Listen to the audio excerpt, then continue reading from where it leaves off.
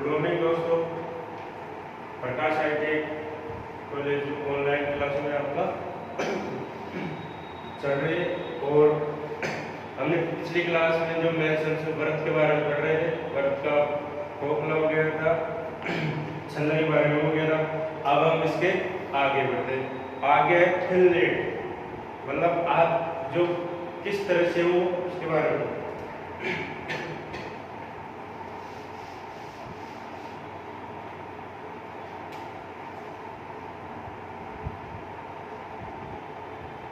यह हमारा क्षेत्रवृत्ति वाला चैप्टर चल रहा है, उसमें हमने करीब करीब आधा से ज्यादा चैप्टर कंप्लीट हो गया। अब आज हम पढ़ेंगे फिनलेट। ये फिनलेट व्रत के अंदर ही आती है, होती क्या चीज है। जैसे ये क्या हो गया, एक त्रिभुज का आधा भाग हो गया, ठीक है। अब इसका एक वृत्त का या आयत की दो संगत, मतलब दो भुजाएं हो गई इसकी, ठीक है। दो वर्ग की मान लो, चाहे कैसे मान लो इसकी।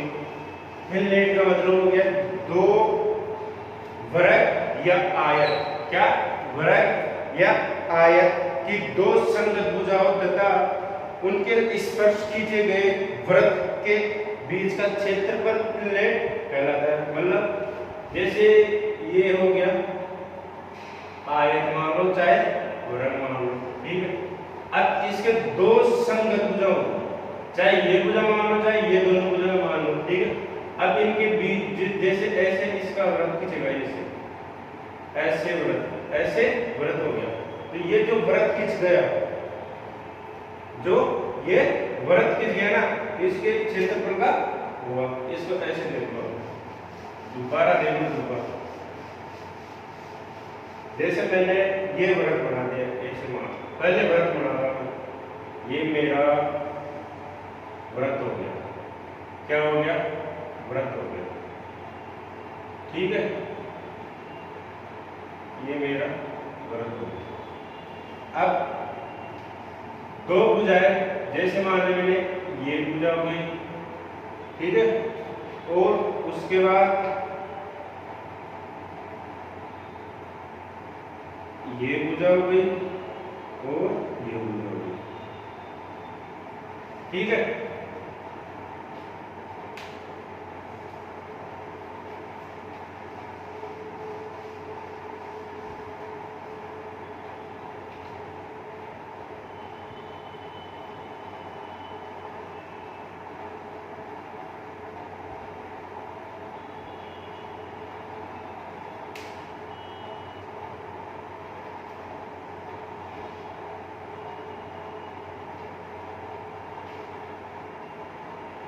थोड़ा सा ये टेढ़ा हो गया, इसको सीधा करते हैं, सीधा बनाता है।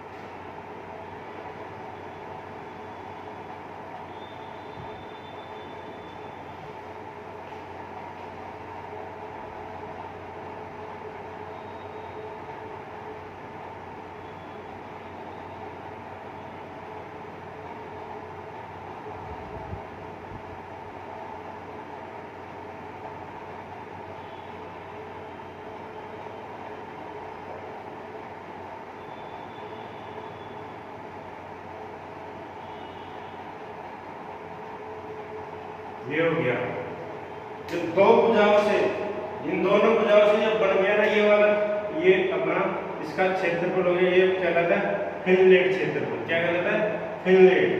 अब एक वृत्त या दो आयत की दो संगत भुजाओं तथा उनके स्पर्श खींचे गए वृत्त के बीच का क्षेत्रफल फिनलेट कहलाता है, ठीक है।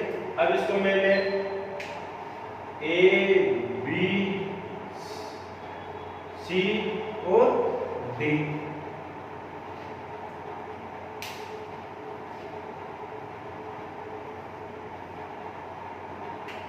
ए बी सी और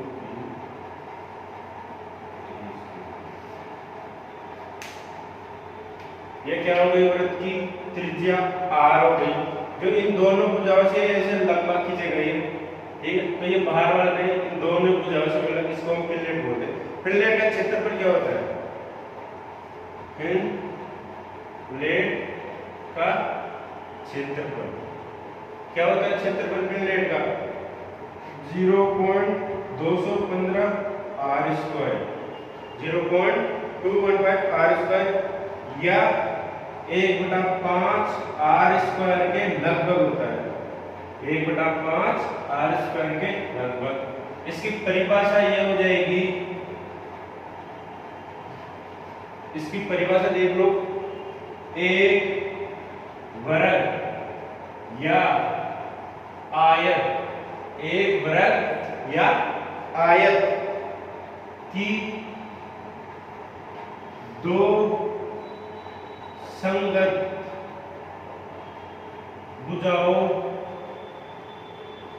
दो संगत भुजाओं तथा उनके दो संगत भुजाओं तथा उनके स्पर्श खींची गई, स्पर्श खींचे गए वर्गखंड, खींचे गए वर्गखंड, खींचे गए वर्गखंड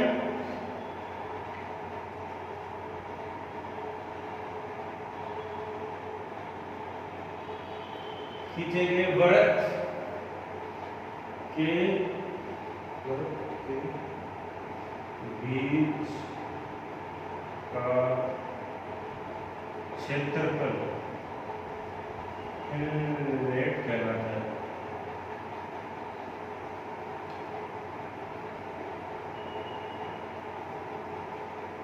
ये होगी परिभाषा इसकी। अब ये तो हो गया, अब ये आर क्या हो गया? इस वृत्त के त्रिज्याखंड की हो गया, त्रिज्या हो गई। ये हो गया आपका फिनलैंड। अब हम पढ़ेंगे खोखले वृत्त का त्रिज्याखंड, ठीक है।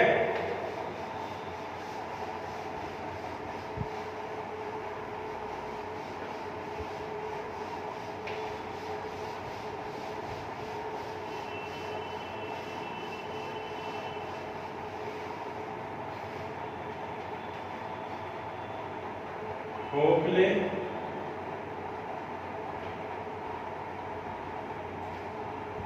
वृत्त का त्रिज्याखंड। अब खोखले, पहले तो हमने पढ़ा था वृत्तखंड का, अब हम पढ़ेंगे खोखले वृत्त का त्रिज्याखंड। अब खोखले वृत्त कैसे बनेगा?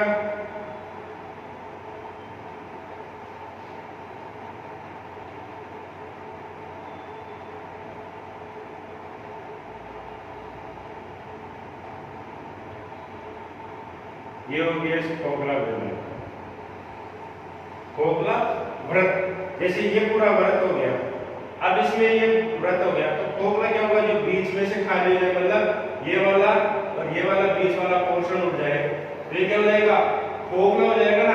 तो ये आपस में ऐसे जुड़ेगा, तो ये क्या बन जाएगा? ऐसे ऐसे इसका डायग्राम बन जाएगा, तो ये क्या हो जाएगा? खोखला बेलन। अब खोखले बेलन के बेलन का वृत्त हो जाएगा। तो खोखले वृत्त के भीतरी व बाहरी वृत्त के चापों तथा उसके अनंत बिंदु से जाने वाली त्रिज्याओं से जुड़ो। अब ये अनंत बिंदु हो गया ना, ये वाली और ये वाली अनंत बिंदु हो गया, ये हो गया इसका, ये तो हो गया बाहरी, ये हो गया अंदर वाला पोर्शन। आगे बात, तो ये क्या हो जाएगा? खोखले वृत्त का त्रिज्याखंड हो जाएगा। खोखले वृत्त के भीतरी, ये तो हो गया भीतरी, ये तो हो गया भीतरी, ये हो गया बाहरी वृत्त के चापों तथा उनके अनंत बिंदु। अब ये तो हो गया अनंत बिंदु होते हैं, अनंत बिंदुओं से जाने वाली त्रिज्याओं से बनी आकृति खोखले वृत्त का त्रिज्याखंड। अब अनंत बिंदुओं से जो जाने वाली ये है ना आकृति होती है ना, उसको हम खोखले वृत्त का त्रिज्याखंड, ये हो गया इसका त्रिज्याखंड हो गया, मतलब 3 फुट त्रिज्याखंड हो गया इसका। क्या हो गया? ये त्रिज्याखंड हो गया। तो इसकी क्या हो जाएगी? ए बी सी डी हो जाएगी, और इसकी वृत्त की त्रिज्या क्या होगी? आर। कौन सी होगी वृत्त की? ये जो अंदर वाला है ये तो हो जाएगा आर, और जो ये ऊपर वाली की हो जाएगी कैपिटल आर। ठीक है, आगे बात समझ में। ये तो क्या हो गया V3, ये हो गई अंदर वाली, ये तो होगी V3 त्रिज्या हो गई, और ये क्या हो गई बाहर वाली, बाहरी त्रिज्या क्या हो जाएगी बाहरी त्रिज्या। आगे समझ में। और ये इनका ABCD इसका चाप हो जाएगा। इसको मैं यहाँ पे क्या लिख रहा हूँ, ये जो इसको मैं थीटा कोण दे सकता हूँ। ये क्या हो जाएगा कोण, क्या हो जाएगा कोण। तो अनंत कोण अंतर्गत मतलब इसके अंदर वाला कोण हो जाएगा। तो त्रिज्यखंड का क्षेत्रफल क्या हो जाएगा, त्रिज्यखंड का क्षेत्रफल, त्रिज्यखंड का क्षेत्रफल क्या हो जाएगा, त्रिज्यखंड का क्षेत्रफल पाई, पाई तो हमेशा आता है pi capital R square minus small R square bracket बंद इनटू थीटा, साथ में तो थीटा बटा 360 डिग्री। आगे समझ में। इसका वापस परिभाषा देख लो एक बार क्या है।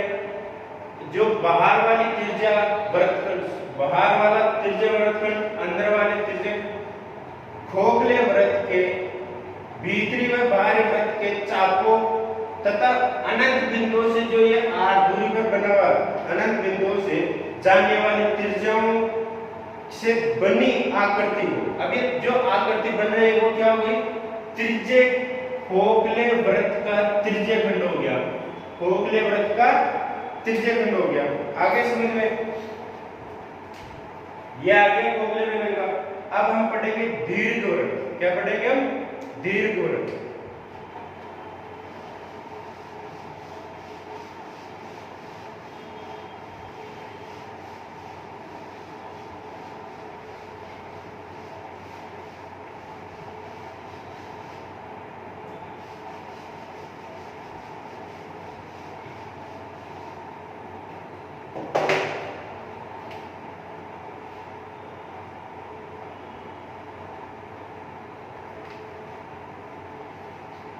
क्या पढ़ेंगे हम, दीर्घवृत्त पढ़ेंगे। दीर्घवृत्त होता कैसे, ऐसे लंबा, ऐसे।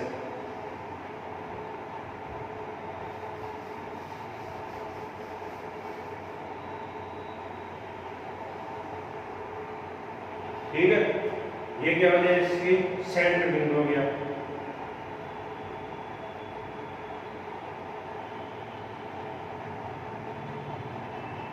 ठीक है, ये तो x हो गया x, ये हो गया y डैश हो गया। ठीक है, तो ये क्या होगी, ये तो इसकी ऊंचाई हो गई d, या h मान लो या d मान लो। ये इसकी यहां तक की दूरी हो जाएगी a। ठीक है, दीर्घवृत्त a अर्ध दीर्घ अक्षांश है, b अर्ध दीर्घ अक्षांश। दीर्घवृत्त का क्षेत्रफल क्या हो जाएगा, पाई AB। दीर्घवृत्त का क्षेत्रफल पाई AB। अब पाई AB क्या हो जाएगा, पाई का मान तो हमेशा 22/7 या 3/14। A क्या हो जाएगी, ये यहां से यहां तक की दूरी, B क्या हो जाएगी, यहां से यहां तक की दूरी, या ये वाली दूरी A हो जाएगी और ये वाली B हो जाएगी। दीर्घवृत्त एक रचना दिखाई गई है जिसमें दो अक्ष होते हैं। दीर्घवृत्त में हमेशा ध्यान रखना क्योंकि दीर्घ लंब ये हो गया, तो इसमें क्या दो अक्ष हो गए, एक तो x अक्ष हो गया, एक y अक्ष हो गया। ठीक है, दो अक्ष होते हैं जिनके एक लघु अक्ष, ये तो हो गया बड़ा वाला, ये हो गया छोटा वाला। तो क्या हो गया, लघु अक्ष तथा दूसरा हो गया दीर्घ अक्ष कहलाता है। दीर्घवृत्त में अक्षों के दोनों तरफ भाग एक समान होते हैं। अब ये वाला भाग ऊपर वाला बराबर होगा, ये वाला भाग बराबर होगा, ये वाला भाग इधर वाला और इधर वाला दोनों बराबर होंगे। ये क्या हो गया, दीर्घवृत्त की परिभाषा हो गई। दो अक्षांश होते दीर्घवृत्त, ये तो क्या हो गया x, ये क्या हो गया y, और इसका क्षेत्रफल क्या होगा पाई पाई ए बी। ए क्या होगी, दीर्घवृत्त अक्ष की लंबाई हो गई, और बी क्या हो जाएगी, लघुवृत्त अक्ष की लंबाई हो जाएगी। आगे समझ में। अब दीर्घवृत्त का परिमाप, परिमाप हमेशा ध्यान रखना पूरा होता है ऐसे, तो परिमाप किसका क्या हो जाएगा, इसकी चारों तरफ की आकृति का हो जाएगा, तो परिमाप क्या हो जाएगा, पाई ये पूरा a प्लस बी। दीर्घवृत्त का परिमाप पाई a प्लस बी। ठीक है, इसको हम ऐसे भी लिख सकते हैं, ये लगभग होगा, और या पाई 1.5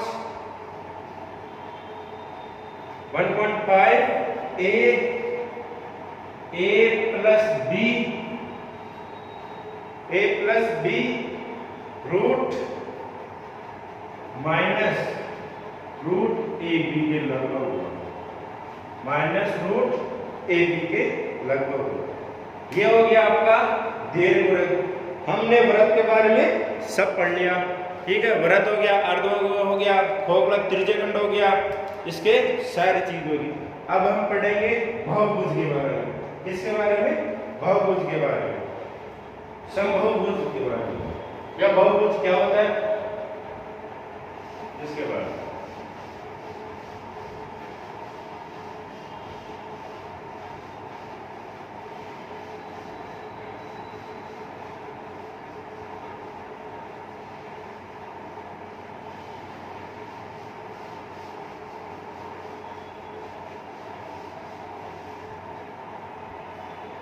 समबाहुभुज,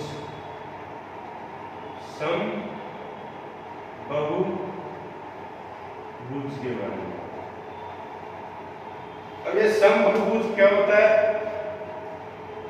जिसमें आकृति लगभग सम का मतलब समान, और बहुभुज का मतलब ज्यादा आकृतियां होनी चाहिए। जैसे 5, 6, 7, 5 को पंचम, 4 को चतुर्भुज, मतलब चतुर्भुज तक तो हो गया। ठीक है, अब इसके बाद बहुभुज का मतलब 4 से ज्यादा, जैसे 5, 6, 7, 8, उसको हम क्या बोलते हैं, बहुभुज। तो समबाहुभुज, रेगुलर पॉलीगन, इसको क्या बोलते हैं, रेगुलर पॉलीगन। ये क्या है, एक समबाहु, इसकी प्रत्येक भुजा बराबर होती है। इसमें ध्यान रखना, समबाहु क्योंकि सम का मान आ गया, तो इसकी प्रत्येक भुजा बराबर तथा दो भुजाओं के बीच अंतर कोण के बराबर होता है। ठीक है, क्या होता है, ये बराबर होता है।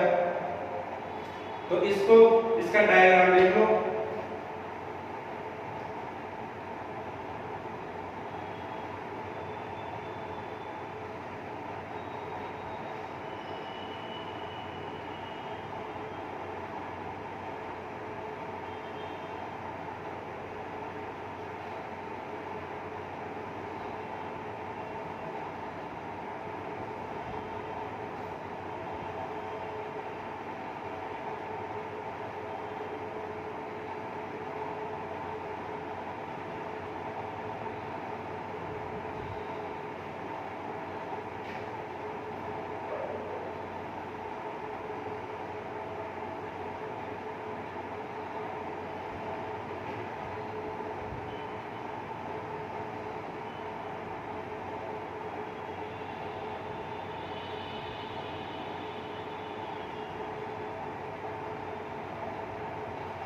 आगे समझ में, ये हो गया पंच, 1 2 3 4 5।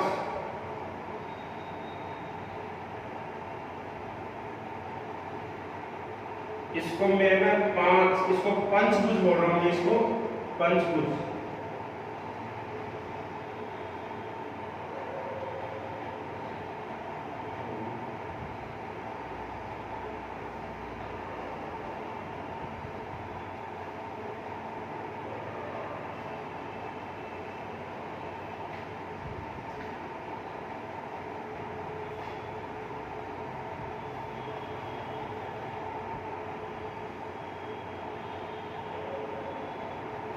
ये क्या हो गया, 1 2 3 4 5, तो ये क्या हो गया, पंच बहुभुज हो गया। क्या हो गया, ये पंचभुज। पांच पंच बहुभुज हो गया। ठीक है, इसकी लंबाई कितनी हो जाएगी, ए या बी कुछ भी मान लो। इसकी लंबाई कितनी हो जाएगी, ए, इसकी लंबाई कितनी हो जाएगी, ए। ये थोड़ा सा बड़ा हो गया, लेकिन ये ध्यान रखना इसकी भुजाएं सारी क्या होती है, बराबर होती है। क्या होती है, ये बराबर होती है। ये इसकी त्रिज्या या इसका जो इसकी क्या हो जाएगी, त्रिभुज की है आर हो गई, सेंटर से दूरी आर हो गई। इसको मैं क्या मान लिया, ओ। ये क्या हो जाएगा, ए बी सी डी और ई हो गया। ठीक है, समबाहुभुज 4 से अधिक भुजा वाली ऐसी आकृति, मतलब जो बहुभुज होता है वो 4 से अधिक आकृति का होता है, या तो 5 6 7 8 तक हो गया। ठीक है, तो समबाहुभुज में क्या दिख रहा है, इसमें 4 से अधिक भुजा वाली ऐसी आकृति जिसकी सभी भुजाएं तथा अंतर्कोण बराबर होते हैं। ध्यान रखना ये सारी भुजाएं बराबर होती हैं, और जो ये कोण होते हैं ना, ये वाले सारे बराबर होते हैं। इसका हमेशा इसमें ध्यान रखना, सारे कोण बराबर और सारी भुजाएं बराबर होगी। ठीक है, भुजाओं की संख्या के आधार पर 5 भुजा वाले समबाहुभुज को पंचभुज कहते हैं, और 6 भुजा वाले बहुभुजों को समबाहुभुज को षष्ठम बहुभुज कहते हैं, षष्ठ बहुभुज कहते हैं। ठीक है, और 8 भुजा वालों के समबाहुभुज को अष्टम बहुभुज कहते हैं, और सम अंतःकोणों का योग ध्यान रखना। समबाहुभुज में अंतःकोणों का योग क्वेश्चन है इसमें, एक तो अंतःकोणों का योग बनता है सबसे ज्यादा, तो इसमें लिख लो सम बहुभुज में अंतःकोणों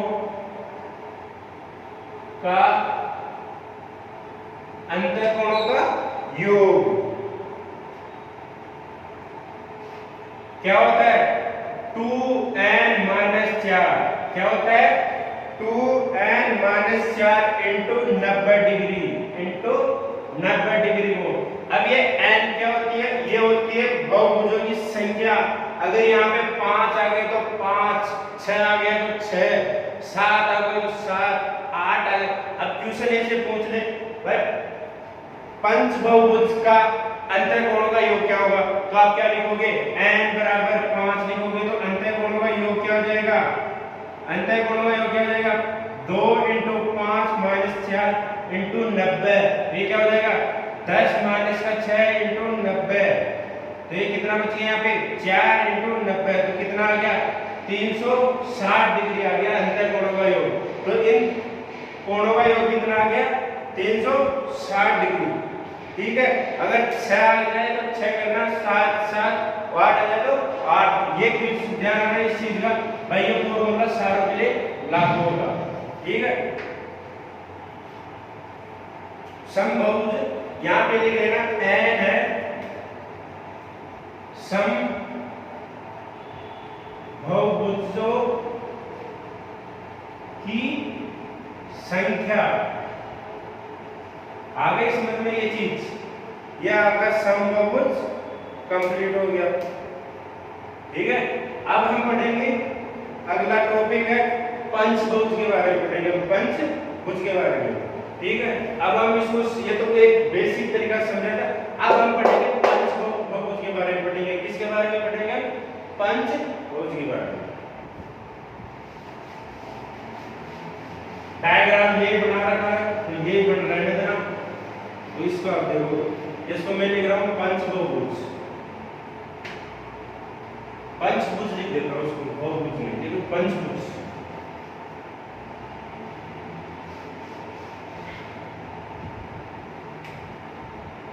पंचभुज जो 5 भुजाओं से बना हुआ होती है उसको हम पंचभुज बोलते हैं।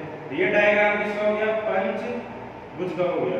ठीक है, ये थोड़ी सी बड़ी लग रही है, लेकिन ध्यान रखना ये भुजाएं बराबर होती है। आगे समझ में, ये हो गया पंचभुज। इसको पेंटागोनिक बोलते हैं, इसको क्या बोलते हैं, पेंटागोनिक। इसको क्या बोलते हैं, पेंटागोनिक, PAGON। ठीक है, तो अब इसके अभी क्या बोला था भाई, जो 5 इसके अंतःकोण, ये हो गया O हो गया इसका सेंटर, और ये ABC भुजा हो गई। ठीक है, अब मैं इसको क्या कर रहा हूं, यहां से इसको मिटा रहा हूं।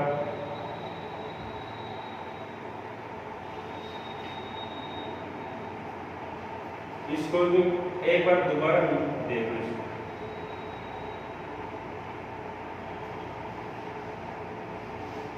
डायग्राम भी दोबारा बनाते हैं।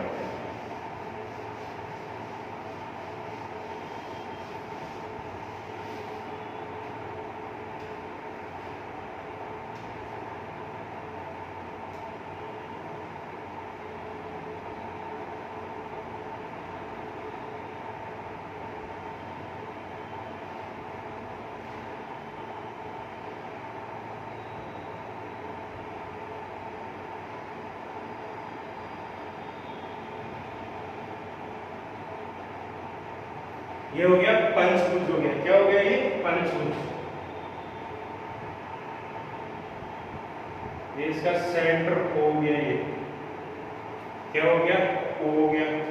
ये हो गया ए बी सी डी और ई हो गया। आगे समझ में, ये क्या था, पंचभुज हो गया। अब पांच भुजा बराबर है तो ये क्या हो गया, पंचभुज हो गया। ठीक है, पंचभुज इसके अंतः केंद्र O तथा भुजाओं के छोर को मिलाने वाली, मतलब जो भुजाओं के छोर को मिलाने वाली रेखाओं से पांच बराबर त्रिभुजों में बांटा गया। मतलब पांच एक त्रिभुज हो गया, एक ऐसे हो गया, एक कितना हो गए, पांच त्रिभुज बना दिए इसमें। तो क्या हो गया, ये त्रिभुज बराबर बांटा जाता है। अंतः के में भुजाओं पर डालेंगे लंब R तथा भुजा की लंबाई a, आधार क्षेत्रफल ज्ञात किया जा सकता है। अब इसकी ये तो क्या, इसका त्रिभुज हो गया। तो ये त्रिभुज तो इसका क्षेत्रफल भी हम निकाल सकते हैं। अगर इसमें त्रिभुज है तो पंचभुज का ही क्षेत्रफल निकल सकता है। तो ये बार इसमें देखो, त्रिभुज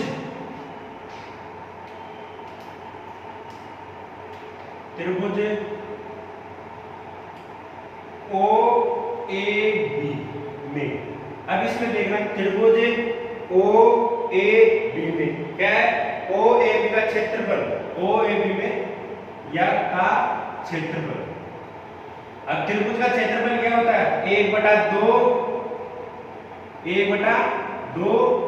आधार इंटू क्या होता है, ऊंचाई, आधार इंटू ऊंचाई होता है इसका क्षेत्रफल। आधार का माप या तो आधार की लंबाई हो गई, तो आधार इंटू ऊंचाई हो गया। तो क्या हो जाएगा, 1/2, ये तो क्या होगी इसकी आधार की, ये क्या होगी a, और ये किसकी क्या हो जाएगी, ये क्या हो जाएगी r। तो 1/2 into a into r, a into r। तो ये क्या हो गया, पंचभुज के अंदर त्रिभुज AOA का क्षेत्रफल क्या हो गया, 1/2 इंटू a इंटू r। तो पंचभुज का क्षेत्रफल क्या हो जाएगा, पंचभुज का क्षेत्रफल, तो पंचभुज का क्षेत्रफल क्या हो जाएगा, पांच भुजा जो पांच बराबर बराबर है, तो ये पांच क्या हो जाएगी आपस में जुड़ जाएगा। तो ये क्या हो जाएगा, 1/2 a into r into n, 1/2 into a into r into n, n है बराबर हो जाएगा a r n बाई, इसको ऐसे लिख लो n a r बाई 2। अब यहाँ पे n क्या हो जाएगी, त्रिभुजों की संख्या हो जाएगी, क्या हो जाएगी, भुजाओं की संख्या। n क्या हो जाएगी, भुजाओं की संख्या, भुजाओं की संख्या। अब जैसे पंचभुज है तो कितना हो जाएगा, पांच भुजाओं की संख्या हो जाएगी। ऐसे ये पंचभुज में परिमाप क्या हो जाएगा, 5, 1 2 3 4 5 है, तो इसमें क्या हो जाएगा, 5 आ जाएगा, a का मान आ जाएगा, r का मान आ जाएगा, तो आपका क्षेत्रफल निकल जाएगा। अब पंचभुज का परिमाप क्या हो जाएगा, पंचभुज का परिमाप, पंचभुज का परिमाप क्या हो जाएगा, 5a, क्योंकि लंबाई बराबर सबकी तो कितनी है, 1 2 3 4 और 5, तो कितना आ जाएगा, 5a। ये क्या हो गया आपका पंचभुज हो गया। अब हम इसके बाद आगे हम पढ़ेंगे अब षष्ठभुज और अष्टभुज के बारे में। तो आज तक अपने टॉपिक यही तक होगा और एक दो क्लास में आपकी थ्योरी हो जाएगी, उसके बाद हम ट्यूशन करेंगे तो आपका चैप्टर कंप्लीट होने वाला 2-3 क्लास के अंदर। ठीक है, धन्यवाद भाई लोगों और पढ़ते रहना।